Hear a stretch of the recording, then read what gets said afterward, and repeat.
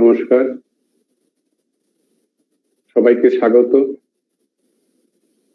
আজকে এই সেশনে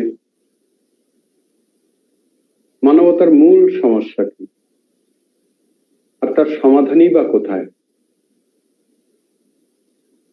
এর আগেও কয়েকটা লাইভ করেছি ছোট ছোট বিষয় নিয়ে। আজকে সমগ্র বিষয়টাকে সামগ্রিকভাবে দেখা হবে। মানবতা, humanity, human civilization is evolving only। যদি এক কথায় বলতে হয়, মানব সভ্যতা ক্রমবিকাশ করছে, অভিব্যক্তি হচ্ছে। অগ্রগতি, প্রগতি যাই বলি আমরা, যেই শব্দই দিই, আমরা মানব সভ্যতাকে নিয়ে এগিয়ে চলেছি। এটাই আমরা বুঝি, এটাই আমরা বলি, হয়তো আমরা এটাই করছি। কোন দিকে যাচ্ছি একটু সূক্ষ্মভাবে আজকে দেখব, তাহলে জিনিসগুলো বুঝতে পারবো।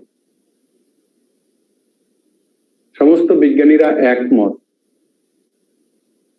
আজকে থেকে প্রায় 1370 কোটি বছর আগে বিগ ব্যাং, বিকট একটা শব্দের মধ্যে দিয়ে এই বর্তমান যে বিশ্ব ব্রহ্মাণ্ডে আমরা আছি, এই বিশ্ব ব্রহ্মাণ্ডের সৃষ্টি হয়েছে। তারপরে কোটি কোটি কোটি কোটি বছর পেরিয়েছে। ধীরে ধীরে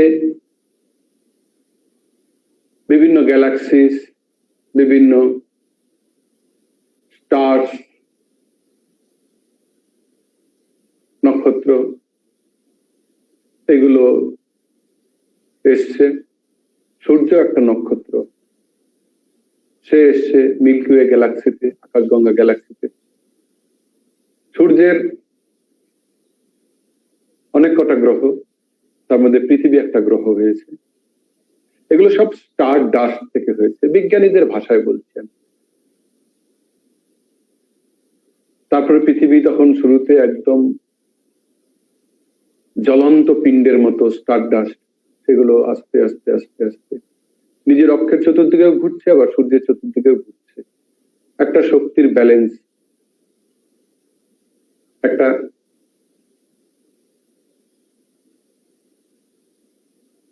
কম্বাইন্ড অনেক কটা শক্তির ব্যালেন্সে সবকিছু চলছে। বিজ্ঞানীরা বলছে দ্য গ্র্যান্ড ইউনিফাইড ফোর্স তারা নাম দিয়েছেন, বা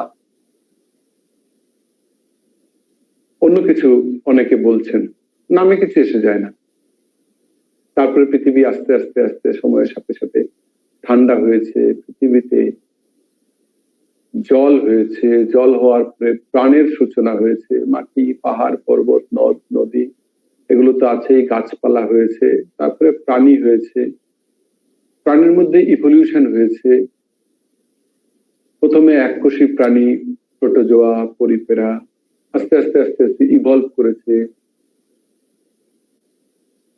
আস্তে আস্তে ইনভার্টিটার মধ্যে, ইনভার্টিব্রা, অমেরুদণ্ডের মধ্যে protozoa, পরিপেরা, সিলেন্টারাটা, Platyhelminthes, নিমাটোডা, Annelida, অ্যাকিনোডার্মাটা, arthropoda, mollusca.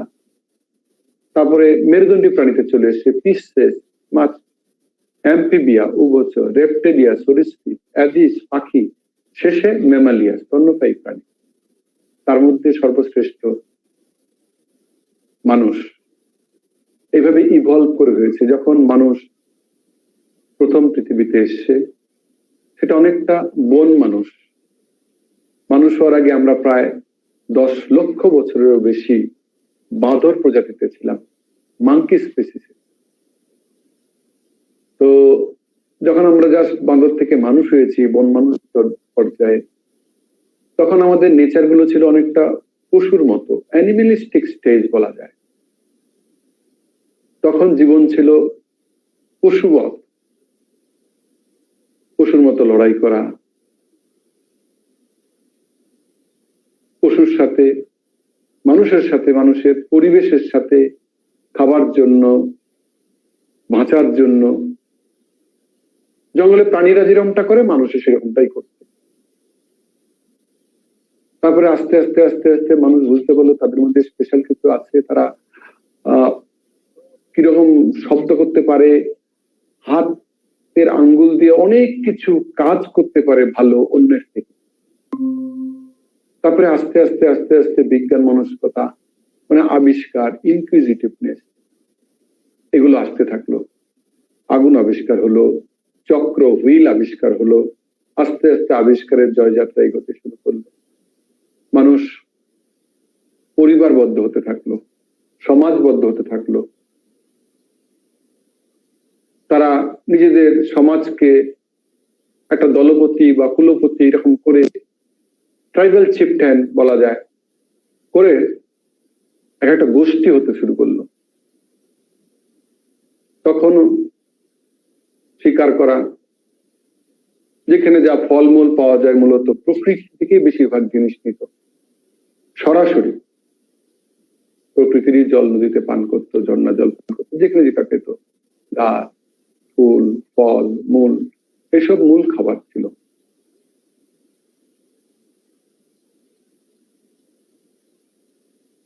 Agriculture কিছুটা ডেভেলপ হওয়া শুরু হলো,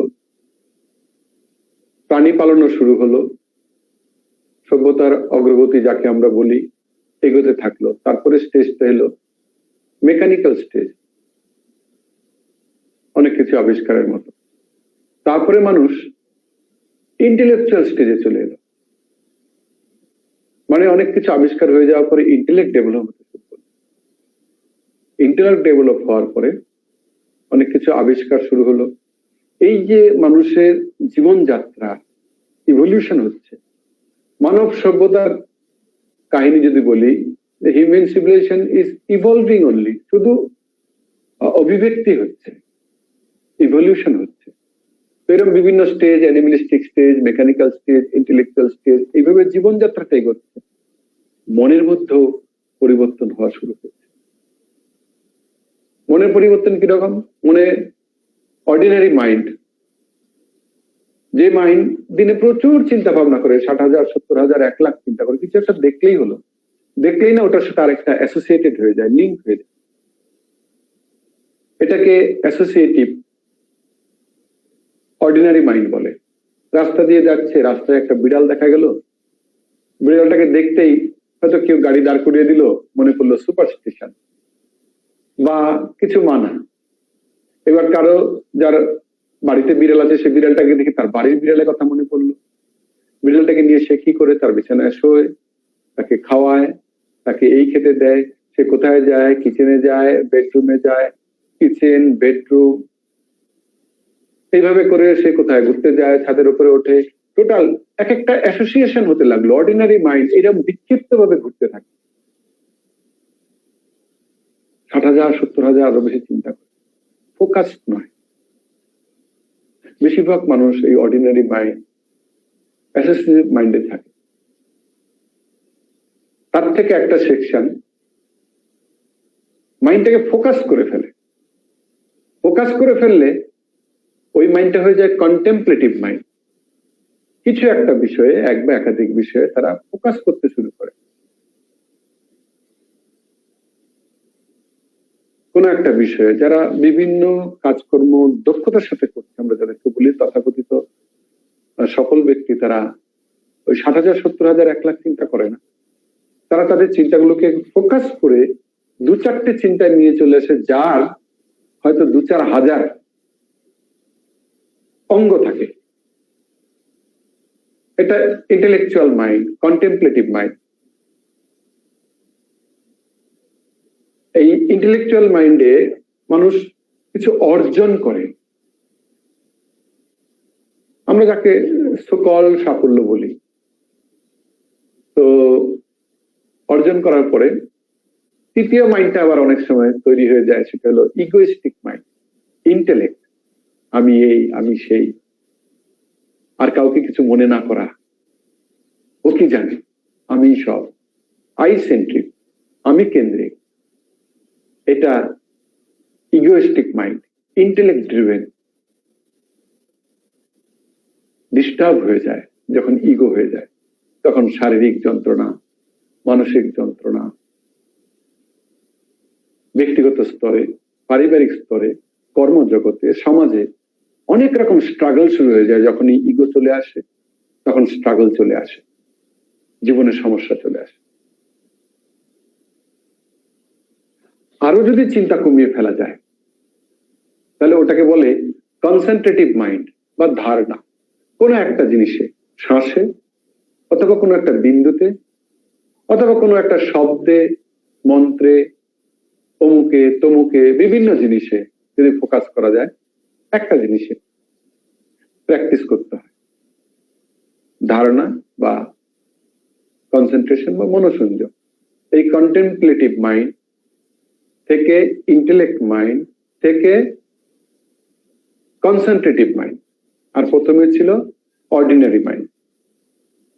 তো কনসেন্ট্রেটিভ মাইন্ডে একটা জিনিসে ফোকাস করা হয়। 60,000 থেকে চিন্তা কমে কমে কমে কমে 2,000 3,000 হয়ে লাগছে, যখন একটাই আসে তখন ফোকাস আরো গভীর হয়। তারপরে আসে নো মাইন্ড, মানে যখন কোনো চিন্তা নেই, থট নেই, সমাধি স্তর। এটা মাইন্ডের হাইয়েস্ট ইভলিউশন। মাইন্ডের ইভলিউশন হচ্ছে, আমরা বিভিন্ন স্তরে আছি, বিভিন্ন মানুষ। যদি এটাকে ভাবতে হয় তাহলে এরকম করে ভাবি যে সভ্যতার সাথে সাথে সবকিছু এগোচ্ছে। তো এবার যদি আমরা আরেকটা জিনিস দেখি যে মানুষ তার জীবিকা নির্বাহের জন্য কিভাবে এগোচ্ছে, ওটাতে ইভলিউশন চলছে। সবার প্রথম একদম আদিম সময় থেকে শুরু করে একদম এখনো চলছে অনেক ওই স্টেজে, কিন্তু ইন্ডাস্ট্রিয়াল রিভলিউশন পর্যন্ত বেশিরভাগ মানুষের সার্ভাইভাল, বাঁচার জন্য অন্ন, বস্ত্র, বাসস্থান, এটাই মূল তাগিদ ছিল। সার্ভাইভাল, এর জন্য কাজ। ওই সময় কঠিন পরিস্থিতিতে কাজ করতে হতো। আমি যদি ইন্ডাস্ট্রিয়াল রিভলিউশনের কথাই ধরি, এই সার্ভাইভালের highest level industrial revolution. Industrial রিভলিউশনে ইন্ডাস্ট্রির মালিকেরা লেবারদেরকে ঘেঁটোতে রাখতো, কঠিন পরিবেশে অনেক পরিশ্রম করতে হতো, আনহাইজেনিক পরিবেশে কাজ করতে হতো। সার্ভাইভ করতে হবে, সংসার চালাতে হবে, মূল মন্ত্র সার্ভাইভাল, বেঁচে থাকতে হবে। এখনো একটা সেকশন, অনেক লোকজন সার্ভাইভালে আছে।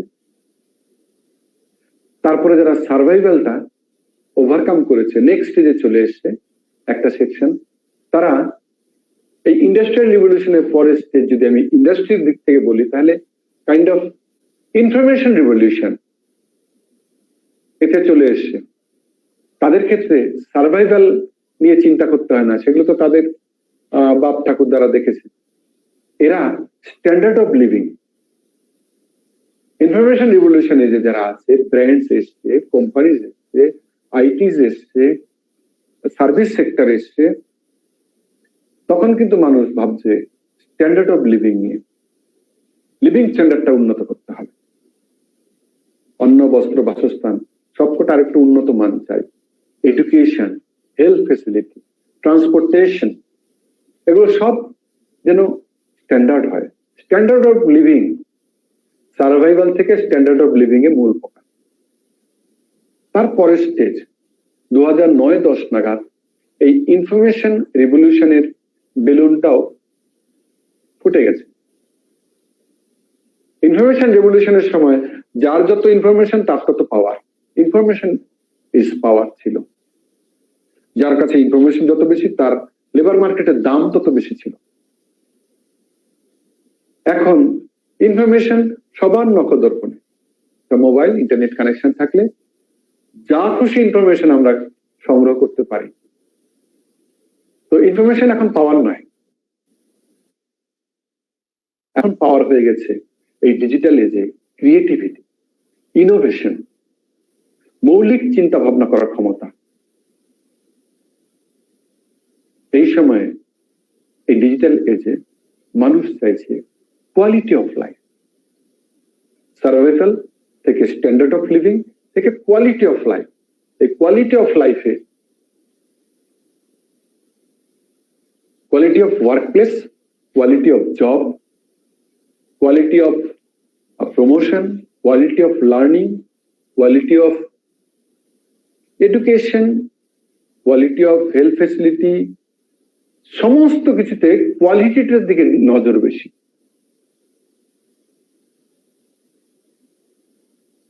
এটা ডিজিটাল এজ। এই সেকশনে কিছু লোকজন আছে, সার্ভাইভালে কিছু আছে, ইনফরমেশন টেকনোলজি ওই সেকশনে কিছু আছে, আর মানে স্ট্যান্ডার্ড অফ লিভিং এ কিছু লোক আছে, কোয়ালিটি অফ লাইফ। আর একটা সেকশন এর থেকেও এগিয়ে গেছে, সেই সেকশনটা ফ্রিডমে চলে গেছে, freedom of life. Freedom of life এই স্টেজে তারা সব জায়গায় ফ্রিডম চাইছে, মানে কর্মক্ষেত্রেও ফ্রিডম, ওদেরকে বেঁধে রাখা যাবে না, ওরা এক জায়গা থেকে আরেক জায়গায় স্কিপ করে যাবে। রিলেশনে সম্পর্কে ফ্রিডম, যেখানে সম্পর্ক যন্ত্রণা দিচ্ছে সেই সম্পর্ক থেকে বেরিয়ে আসে। শিক্ষার ক্ষেত্রে ফ্রিডম, আমি ফিজিক্সের সাথে মিউজিক নিয়ে পড়তে চাই, আমার ওই ফ্রিডম থাকা উচিত। সমস্ত জায়গায় ফ্রিডম। এই ফ্রিডমটা, এই ফ্রিডম মানে কিন্তু ফ্রিডম উইথ রেসপন্সিবিলিটি, মানে আমার ফ্রিডম যেন আরেকজনের যন্ত্রণা কারণ না। ফ্রিডম বলে আরেকজনকে যন্ত্রণায় ফেলে দিলাম না। ফ্রিডম তখনই ফ্রিডম যখন আরেকজনের ফ্রিডমকে রেসপেক্ট করে। ডিটাচমেন্ট চলে আসছে, detached living, awakening, spiritual awakening হচ্ছে তার পরিস্থিতি। এগুলো নিয়ে আমি একটু পরে বলবো। এই স্পিরিচুয়াল কথাটা শুনলে আবার অনেকের সমস্যা হয়ে যায়। স্পিরিচুয়ালিটি, ধর্ম যে বাজারে যে কথাগুলো বলা হয় সেটা ধর্ম না, সেগুলো সংস্কৃতি, ধর্মমত। ধর্ম মানে, ধার্মিকতা মানে হলো স্পিরিচুয়ালিটি, সেটা সামথিং ডিফারেন্ট। আমি কয়েকজনের এক্সাম্পল দেবো। তার আগে ধর্ম জিনিসটা এবং ধর্মের সাথে অন্য জিনিস সমস্ত কটা কিনা যেভাবে চলছে সোসাইটিতে, পৃথিবীতে, সেরকমটা একবার দেখে নিই। আমরা যদি স্বাস্থ্য, সম্পর্ক, অর্থ, ধর্ম, রাষ্ট্রনীতি এই সমস্ত দিকগুলো দেখি, সেই সমস্ত দিকে আমরা দেখবো প্রচুর সমস্যা। সেই সমস্যার গভীরে কেউ ঢুকতে চাইছে না, কেউ সমস্যার সমাধান করতে চাইছে না। এখন যা সিস্টেম আমি দেখতে পাচ্ছি, কারণ সবাই সারফেসে থাকার চেষ্টা করছে, গভীরে ঢুকতে চাইছে না, ডেপথ অফ লাইফে ঢুকতে চাইছে না। তাই সমস্যার সিমটমকে ওরা শুধু নজর দিচ্ছে, সিমটম গুলোকে মেটানোর চেষ্টা করছে, গভীরে কেউ ঢোকার চেষ্টা করছে না, সমাধান করার কেউ চেষ্টা করছে না। আমি যদি জাস্ট একটা উদাহরণ দিই, কথার কথা, বাবা ডাক্তার একটা ফেমাস গল্প, সত্যি ঘটনা নিয়ে। বাবা ডাক্তার, অনেক আগের কথা, আগের থেকে 40-50 বছর আগের কথা। প্রচুর পরিশ্রম করে, দিনরাত পরিশ্রম করে সে সবকিছু করতে হতো। আজকে থেকে 50 বছর আগে ডাক্তারদেরও খুব পরিশ্রম করতে হতো, এখনো করতে হয় প্রচুর পরিশ্রম, যে যেটুকু করতে চায় করে। এনিওয়ে, তার ছেলেকেও সে ডাক্তারি পড়িয়েছে। ডাক্তারি পড়িয়ে তারপরে সে ইন্টার্নশিপ করে যখন এসছে, তখন বাবার জায়গাটা সে নেবে। বাবা বলছে, দেখ, এক নাগারে প্রায় 40 বছর এইভাবে পরিশ্রম করে যাচ্ছি, একটা দিনও ছুটি নিইনি। তুই এসছিস, তুই সামলা 3-4 মাস, আমি একটু ঘুরে আসি, আত্মীয় স্বজনদের এখান থেকে একটা রেস্ট নিই, কিছু তীর্থস্থানেও যাওয়ার ইচ্ছা আছে যেগুলো যেতে পারিনি, ঘুরে আসি, তুই 3-4 মাস সামলা, ভালো করে সামলা বলে বাবা বেরিয়ে গেছে। ছেলে নতুন ডাক্তার, সে সামলেছে। 4 মাস পরে বাবা ফিরে এসছে। ফিরে আসার পরে ছেলেকে বলছে, কিরে, কিরম, সব ঠিকঠাক আছে তো? ছেলে বললো, একদম ঠিকঠাক আছে। এই পেশেন্ট গুলো আসতো, তারা সবাই সুস্থ হয়ে গেছে, একজন অসুস্থ নেই, সবাইকে সুস্থ করে দিয়েছি। তখন তার বাবা বললো, করেছিসটা কি? হ্যাঁ, তাহলে কি করে চলবে? ওটাই তো আমাদের ব্যবসা। সুস্থ করে দিলে তো চলবে না, টেনে টেনে রাখতে হবে। এভাবেই তো সব চলছে। এরপরে তোর সন্তানের দিকে তুই তাহলে কি করে পড়াবি যদি তোর পেশেন্ট না থাকে, সবাইকে সুস্থ করে ফেলিস?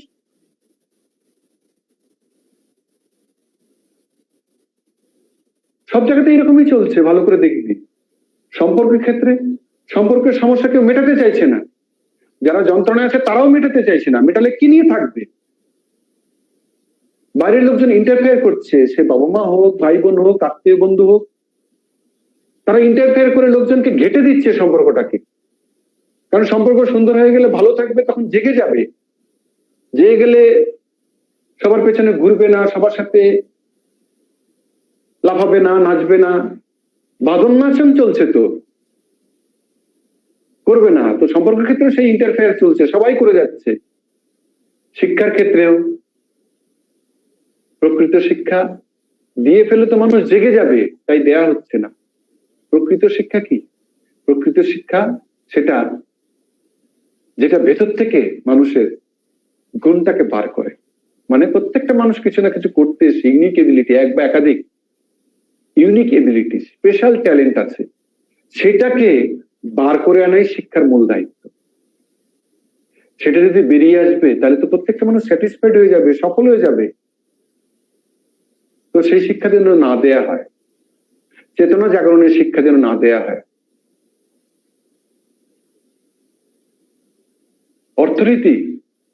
অর্থনীতির মধ্যে এলোমেলো করে দেয়া আছে।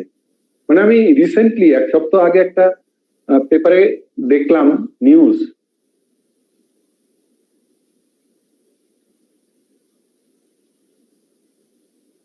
ইনপুট ট্যাক্স ক্রেডিট বলে একদম একটা কথা, জিএসটি বলে একটা কথা আছে না, নতুন এখন চলছে খুব, গুডস এন্ড সার্ভিসেস ট্যাক্স, ওতে আইটিসি, ইনপুট ট্যাক্স ক্রেডিট বলে একটা কথা বলছে। ওখানে একজন ব্যক্তি, সে যদি বুদ্ধি ধারণ করে, 5-7টা কোম্পানি, কাগজে কোম্পানি খুলে ফেললো, খুলে একটা থেকে আরেকটায়, একটা থেকে আরেকটায়, আরেকটা থেকে আরেকটায়, আরেকটায় মালপত্র বিক্রি করবে কাগজে কাগজে, আর লাস্টের জন কাগজে কাগজে দেখিয়ে দেবে এক্সপোর্ট করে ফেলে। আর এক্সপোর্ট করে ফেললে ইনপুট ট্যাক্স ক্রেডিট গভর্নমেন্ট কাছে ক্লেম করবে টাকা, যে আমি এটা করেছি, আমাকে এটা দেয়া হোক। সে লক্ষ লক্ষ না, কোটি কোটি টাকা এইভাবে আত্মসাৎ করছে। 1 পয়সা গভর্নমেন্টকে দেয়নি, গভর্নমেন্ট থেকে উল্টে নিচ্ছে। এটা নিয়ে সরব হয়েছে দপ্তর, পেপারে বেরিয়েছে। একটা রাজ্যে যদি 300 কোটি টাকা জিএসটি থেকে আয় হয়, 400 কোটি টাকা বেরিয়ে যাচ্ছে আইটিসি থেকে। এমনিতেই হচ্ছে, সব জায়গায় সেটিং এলোমেলো করে দে, এইভাবেই চলছে সব। ধর্ম সেটা তো একদম সর্বোচ্চ স্তরে এইরকম এলোমেলো করে দিয়ে চলছে। ধর্ম নিয়ে অনেকে অনেক প্রশ্ন করেছে আমাকে, ধর্ম কি, ধর্মের সাথে সংস্কৃতি, পরম্পরা, এগুলোর কি মিল? আমাকে অনেকে প্রাইভেটলি জিজ্ঞেস করেছে, লাইভের পরেও জিজ্ঞেস করেছে যে আপনি তো এই সকল ধর্ম মানেন না, তাহলে তো অরাজকতার সম্ভাবনা আছে পৃথিবীতে, তাহলে ধর্ম কি? আমি স্বাস্থ্য নিয়ে বললাম, সম্পর্ক নিয়ে, শিক্ষা নিয়ে, অর্থনীতি নিয়ে, এই যে এলোমেলো করে দিয়ে সব চলছে, সিমটম গুলো নিয়ে সবাই আছে, গভীরে কেউ ঢুকতে চাইছে না। কারণ গভীরে ঢুকলে তো সমস্যা মিটে যাবে, সমস্যা মিটে গেলে কি নিয়ে থাকবো? লোকজন জেগে গেলে তাহলে পেছনে ঝান্ডা নিয়ে কেউ ঘুরবে না, কেউ দল ভারী করবে না, আনন্দে থাকবে। সেটা তো হতে দেয়া যাবে না।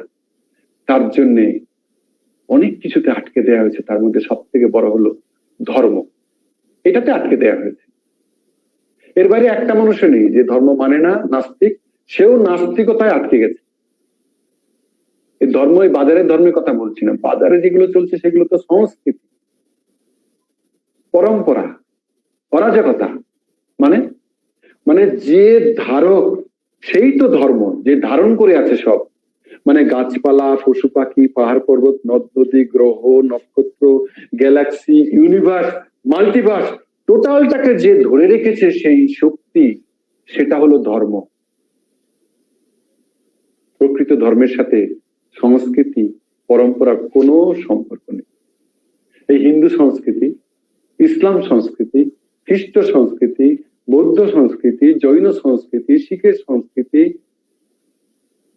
কমিউনিজমের সংস্কৃতি, চাইনার সংস্কৃতি, রাশিয়ার সংস্কৃতি, আমেরিকার সংস্কৃতি, এগুলো সংস্কৃতি, ধর্ম না। ধর্ম সেই মৌলিক সত্য, সেই মৌলিক শক্তি যেটা সবকিছুকে ধরে রেখেছে, সবকিছুর সেতু, অস্তিত্বের মূল শক্তি ধর্ম। ওটা বোঝাতে আমি একটা ছোট্ট হেল্প নিই। ফুল ফুল ঢিপি দেয়া আছে এক জায়গায়, সেই ফুল আনঅর্গানাইজড, অগোছালো, এটা এইভাবে ছুড়ে দেয়া যাবে, কিন্তু এই ফুলগুলোকে যদি একটা সুতো দিয়ে মালা করে দেয়া যায়, মালাটাকে ধারণ করে রাখে সুতোটা, যেটা কিনা দেখা যায় না, ভেতরে থাকে। এইটাই ধারণ করে রেখেছে মালাটার ধারক সুতোটা, যাকে দেখা যায় না। অস্তিত্বের এই মালাটার অস্তিত্বের শক্তিটাই কিন্তু সুতো, সেতুটাই কিন্তু সুতো।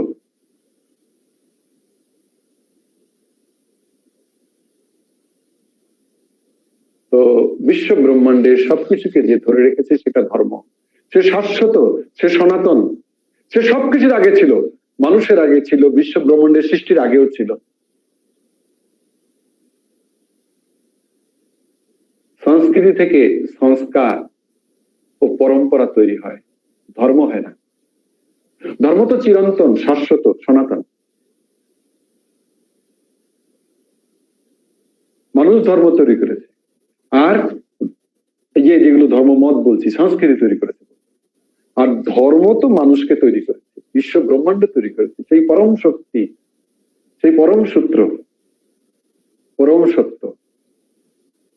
সমস্ত সংস্কার ত্যাগ করলেই ধর্মকে বোঝা যাবে, কোন সংস্কারে আটকে থাকলে ধর্মকে বোঝা যাবে। কিছু না মানা নাস্তিকতা, সেটাও একটা সংস্কার, তারও একটা সংস্কৃতি আছে। আর মানা, হিন্দু, ইসলাম, খ্রিস্টান, বৌদ্ধ, এগুলো মানা তো এক একটা সংস্কারে ডুবে আছে। সংস্কৃতি বিভিন্ন, কিন্তু ধর্ম এক।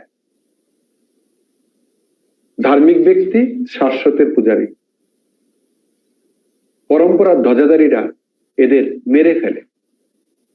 যিশুকে মেরে ফেলেছে, মনসুরকে মেরে ফেলেছে, আর কতজনকে মেরে ফেলেছে, কারণ পরম পূজা।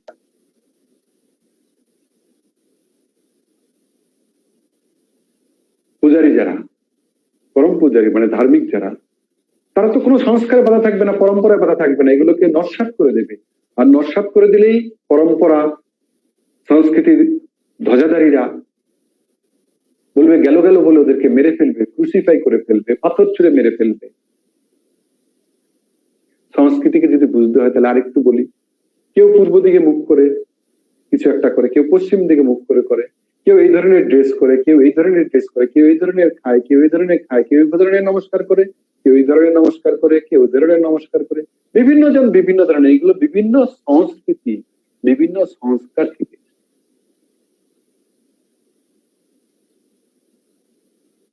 স্থান ভেদে, পরিবেশ ভেদে এই সংস্কারগুলো হয়। আবার কেউ সেটাকেই ধর্ম মনে করে বিভিন্ন জায়গায় প্রচার করে, সব জায়গায় চাপানোর চেষ্টা করে। ধার্মিক যদি কেউ হয়ে যায়, সে কোনোদিন অরাজকতা করতে পারে না। যারা বিভিন্ন সংস্কৃতির ধারক হয়ে একে অপরের সাথে হানাহানি করে, তারাই তো অরাজকতার সৃষ্টি করছে। একটা হিংসার পৃথিবী তৈরি করেছে, একটা বিবিধের পৃথিবী তৈরি করেছে। সবটাকে যদি একসাথে দেখা হয় তাহলে কি দেখতে পাচ্ছি, কি পৃথিবীটা কিরকম হয়েছে? রাজনৈতিক ভাবে যদি দেখি, প্রত্যেক দিন প্রত্যেকটা জায়গায় হিংসা চলছে। একটা মনে হয় কোনো জেলা বাদ নেই যেখানে হিংসা হয় না, রাজনৈতিক হিংসা হয় না। প্রত্যেক দিন, আমি পশ্চিমবঙ্গে, আমি ভারতবর্ষের কথা বলছি, অপরাধ হয় না, রাজনৈতিক করাপশন হয় না, দুর্নীতি হয় না, একটা জায়গা বাদ নেই। রাজনীতিতে ভায়োলেন্স, ক্রাইম, করাপশনে ভর্তি। অর্থনীতিতে বিভেদ, ডিসপ্যারিটি, পভার্টি, হাঙ্গার ভর্তি। স্বাস্থ্যের দিকে হেলথ সার্ভিস, রাষ্ট্র দেখছে বেশিরভাগ জায়গায় ইনঅ্যাডিকুয়েট, অপ্রতুল। যাদের বেশি প্রয়োজন তাদের অ্যাক্সেসই নেই, তারা যেতেই পারে না। সমাজ বিভক্ত, বিভেদকামী, হিংস্র, ভায়োলেন্ট, ডিসক্রিমিনেটরি। আর ধর্ম অসহিষ্ণু, হিংস্র, ঘৃণা আর দাঙ্গা প্রবণ। এই তো দেখছি সারা পৃথিবীর। যদি কয়েকটা স্ট্যাটিস্টিক্স আমি যদি দিই, আজকে পৃথিবীতে 750 কোটি মানুষ বেঁচে আছে, তার প্রায় 150 কোটি তাদের কাছে না 24 ঘন্টা ইলেকট্রিসিটি সাপ্লাই পৌঁছয় না। দিনে 2-4 ঘন্টা হয়তো থাকে নামমাত্র, অনেক জায়গায় তো তার পৌঁছয়নি। প্রায় 150 কোটি মানুষের বিশুদ্ধ পানীয় জলে অধিকার নেই, অ্যাক্সেস নেই। বিশুদ্ধ পানীয় জল তারা পান করতে পারে না। প্রায় 150 কোটি মানুষ, 5 ভাগের 1 ভাগ। 5 ভাগের 1 ভাগের মতো মানুষ তাদের বাড়িতে শৌচালয় নেই, তারা হাইজিন মেনটেন করতে পারে না, খুব যন্ত্রণায় আছে। প্রত্যেক দিন প্রায় 20,000 বাচ্চা মারা যায় ডায়রিয়া, নিউমোনিয়া আর ম্যালেরিয়ায়। যদিও রাষ্ট্রের হাতে দায়িত্ব স্বাস্থ্য পরিষেবা, আর রাষ্ট্র পপুলার গভর্নমেন্ট, মানে জনগণ নির্বাচিত করে সরকার তৈরি করেছে। জনগণের স্বাস্থ্য, জনগণের সন্তানদের স্বাস্থ্য পরিষেবা দেখার দায়িত্ব। প্রত্যেকদিন 20,000 বাচ্চা ম্যালেরিয়া, নিউমোনিয়া, ডায়রিয়াতে মারা যায়। এটা তো ছেড়ে দিলাম, প্রতিদিন 15,000-এর বেশি বাচ্চা না খেয়ে মারা যায় খিদে, ম্যালনিউট্রিশনে। অথচ প্রত্যেক দিন 1 লক্ষ না, মনে হয় 50 লক্ষের বেশি লোকেদের খাবার নষ্ট হয় রেস্টুরেন্টে, হোটেলে, অনুষ্ঠান বাড়িতে এবং অনেকের বাড়িতে। অথচ 15,000 বাচ্চা প্রত্যেক দিন না খেয়ে মারা যাচ্ছে। এই তো মানব সভ্যতা আমরা তৈরি করেছি, বিভেদকারী, অরাজকতাপূর্ণ।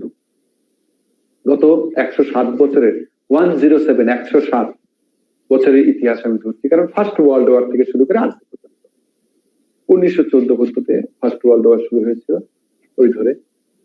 তো 107 বছর, 107 বা 108 বছরে মানুষকে হত্যা করেছে, খুন করেছে 15 কোটিরও বেশি। 15 কোটি, 1-2 নয় কিন্তু, 150 মিলিয়ন। 15 কোটি, 1500 লক্ষ, 15 কোটি মানুষকে ধর্মের নামে, রাজনীতির নামে, যুদ্ধের নামে, সামাজিকতার নামে এই ধ্বজাধারীরা, পরম্পরার ধ্বজাধারীরা, সংস্কৃতির পূজারীরা হত্যা করেছে, মার্ডার করেছে। এই সভ্যতা আমরা তৈরি করেছি। হিউম্যান সিভিলাইজেশন ইভলভ করছে, এগোচ্ছে। আজকের দিনে যদি দেখি সারা পৃথিবীকে, 1-2 জন না, করোনা কয়জনকে নিচ্ছে তার থেকে অনেক বেশি লোকজন হিংসায়, রায়টে, দাঙ্গায়, মারপিটে, রাজনৈতিক সামাজিক অত্যাচারে, এথনিক ক্লিনজিং, এক একটা জায়গাকে এক একটা মানে ধর্মীয় লোক থেকে, একটা প্রজাতির লোক থেকে, এক একটা বর্ণের লোক থেকে পুরো সাফ করে দেওয়া হচ্ছে, এখনো চলছে। স্যাভেজ মানে বন্য প্রকৃতির কাজকর্ম, অসভ্য প্রকৃতির কাজকর্ম চলছে। আমরা নিজেদের সভ্য বলছি, ডিজিটাল এজে আছি। তাহলে এত সমস্যা, এর সমাধান কোথায়? তাহলে মূল সমস্যাটা কি? মূল সমস্যাটা যদি এক কথায় বলতে হয়, এই সমস্ত কিছুর না একটা বিভ্রান্তি মানবতার মধ্যে। সিমটমটাকে ধরে আসছি, গভীরে প্রবেশ করছি না, আমরা সারফেসে বেঁচে আছি। সারফেসে জীবন যাপন করছে প্রত্যেকটা ব্যক্তি স্তরে, পারিবারিক স্তরে, সমাজের স্তরে, দেশের স্তরে, পৃথিবীর স্তরে।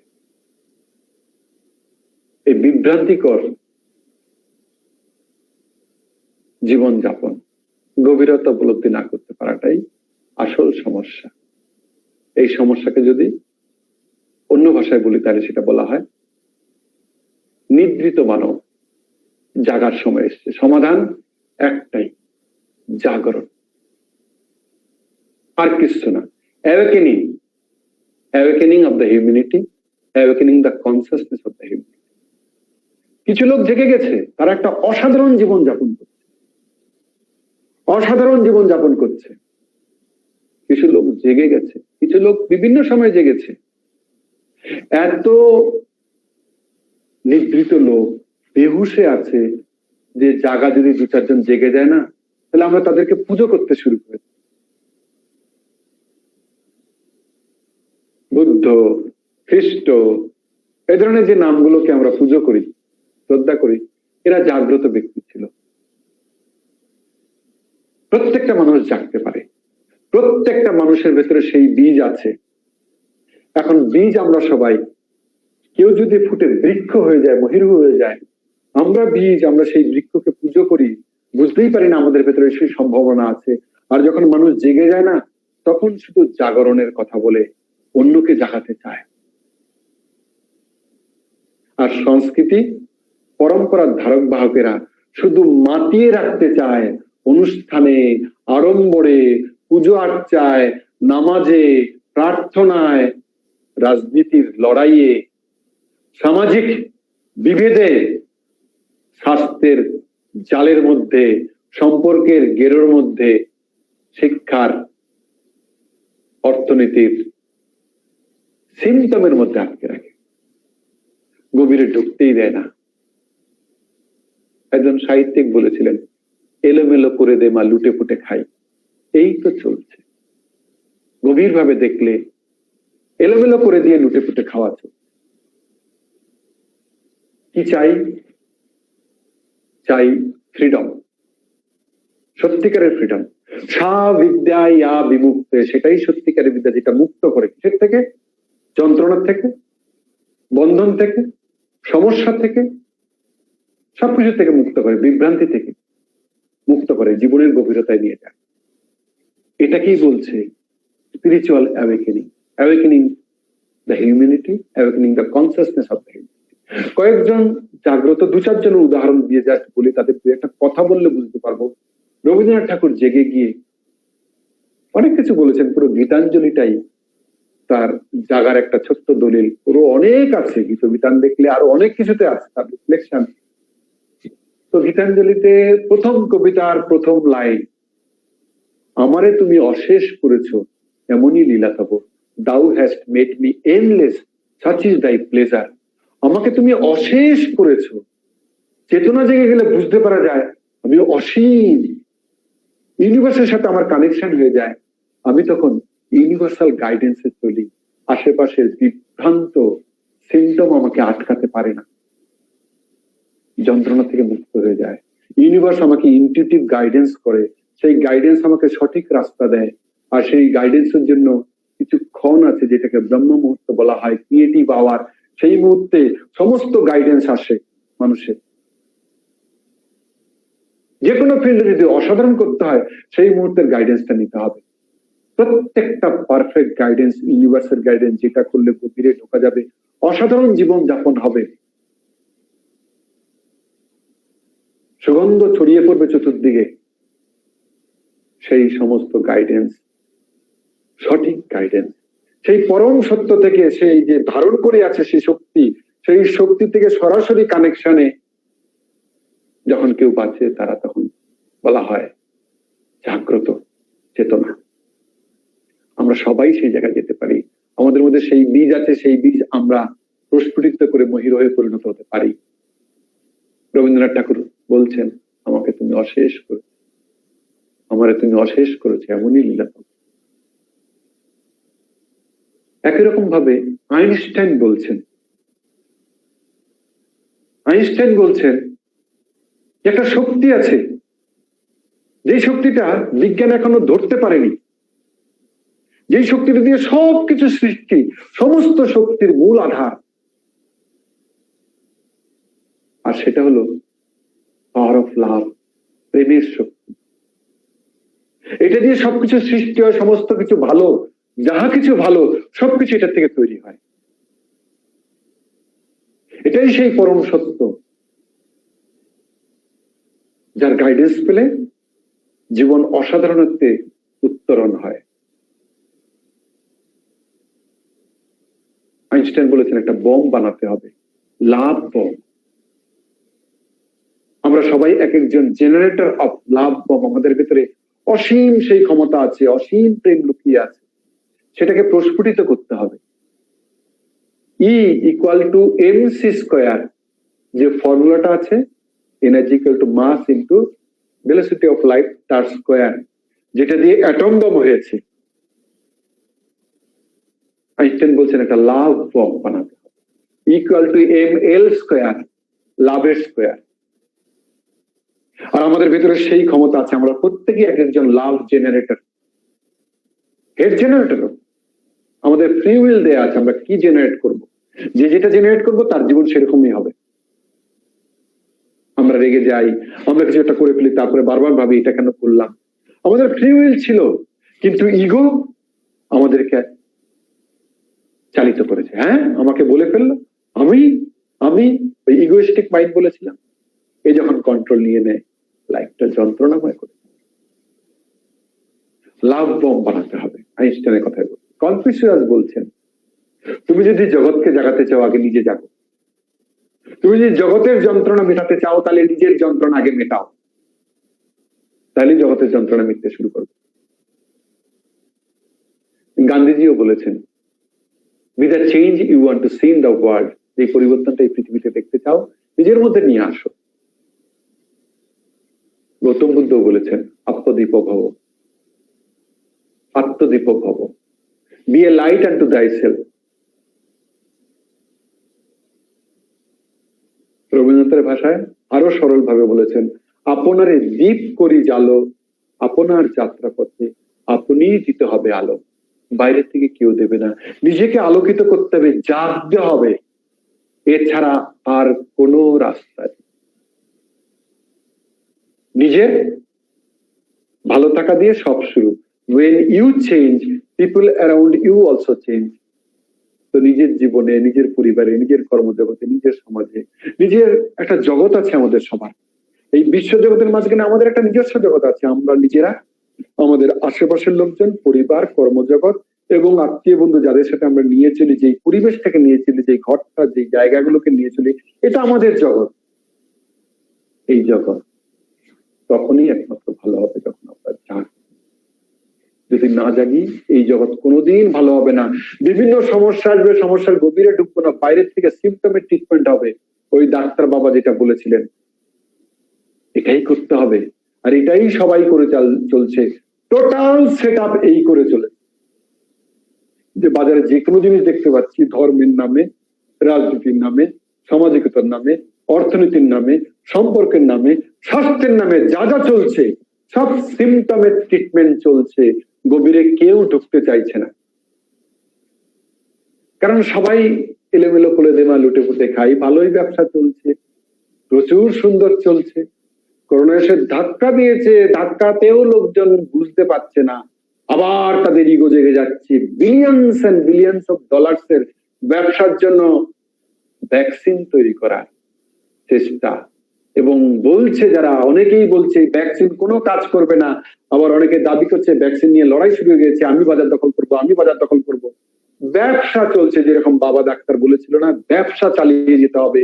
যেরকম সম্পর্কের ক্ষেত্রে সম্পর্ককে ভেঙে রাখতে হবে, শিক্ষার ক্ষেত্রে যেন না জাগে, অর্থনীতিতে দারিদ্র বাঁচিয়ে রাখতে হবে, ধর্মের ক্ষেত্রে সবাইকে সংস্কৃতি পরম্পরায় অরাজকতায় বেঁধে রাখতে হবে, দাঙ্গায়, যন্ত্রণায়, হিংসায়, ঘৃণায়, অসহিষ্ণুতায় ডুবিয়ে রাখতে হবে। এই তো সমাজ, এই তো পৃথিবী, এটাই তো চলছে। কেউ একজন জেগে গেলে রেড়ে করে উঠে আসছে, আর কোনো রাস্তা নেই কিন্তু জাগরণ ছাড়া। নিজের যন্ত্রণা যদি মেটাতে হয়, জগতের যন্ত্রণা যদি মেটাতে হয়, জাগরণ একমাত্র রাস্তা, আর কোনো রাস্তা নেই। জাগতে হবে, আর নিজের থেকে শুরু করতে হবে, নিজেকেই জাগতে হবে। এই সমস্ত কিছুকে নিয়ে এই যা ব্যাখ্যা করলাম, জাস্ট সমস্যার কথাগুলো বললাম, সমাধানটা কোথায় আছে? সমাধান হলো জাগরণ। তো জাগরণ কি করে হবে? জাগরণ করতে গেলে বিভিন্ন জন বিভিন্ন ভাবে বলেছেন জাগরণের বিভিন্ন সূত্র।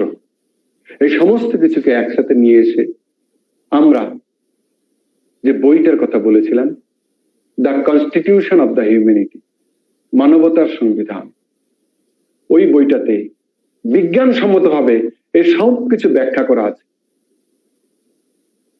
জাগরণ কি, কিভাবে জাগতে হয়, কিভাবে সবকিছু সমস্যার সমাধান আছে, সে স্বাস্থ্যের হোক, সম্পর্কের হোক, শিক্ষার হোক, অর্থনীতির হোক, ধর্মের হোক, রাজনীতির হোক, সমস্ত ক্ষেত্রে মানুষকে যা যা নিয়ে চলতে হয়, সমস্ত জায়গায় যে সিমটম থেকে বেরিয়ে জীবনের গভীরে গিয়ে সমাধানের রাস্তা দ্য কনস্টিটিউশন অফ দ্য হিউম্যানিটিতে বিজ্ঞানসম্মত ভাবে বলা আছে।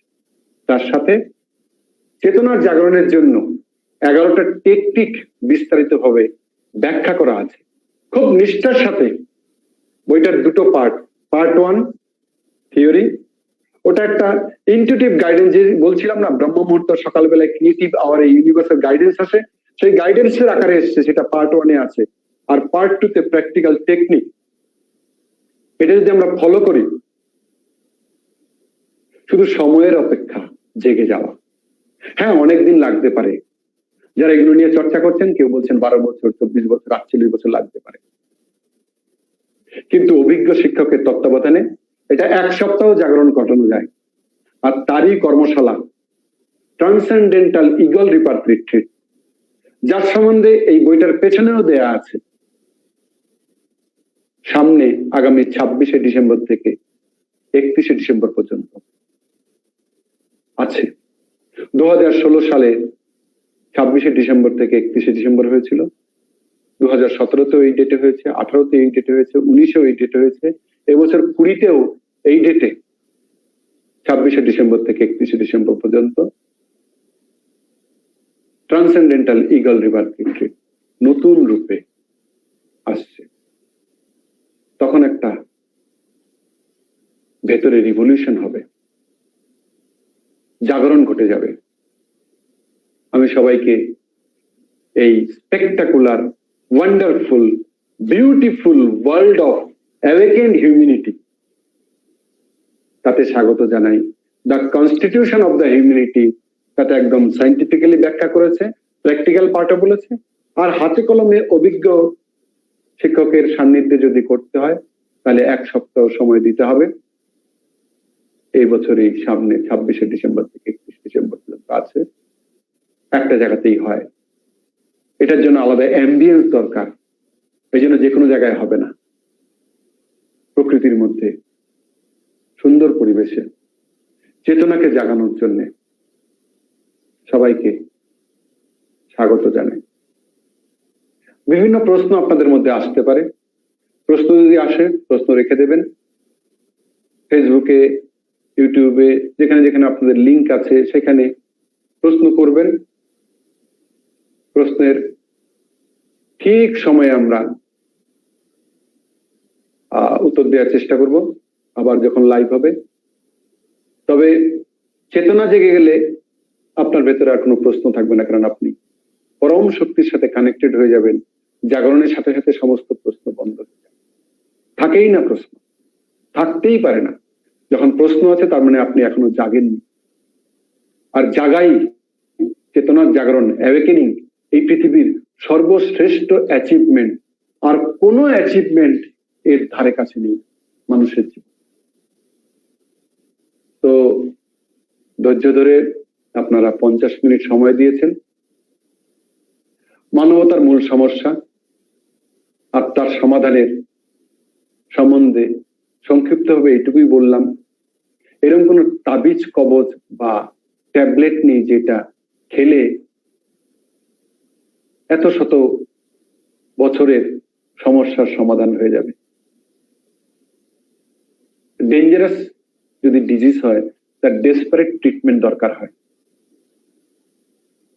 তার সাথে সাথে বলে রাখি, এটা শুধু চেতনা জাগরণ নয়, শারীরিক মানসিক যত রকম যন্ত্রণা আছে, বেদনা আছে, অর্থনৈতিক, সামাজিক, রাজনৈতিক, পারিবারিক সম্পর্কের ক্ষেত্রে সমস্ত যন্ত্রণা বেদনার থেকে মুক্ত হওয়ার জন্য জাগরণ খুব দরকার।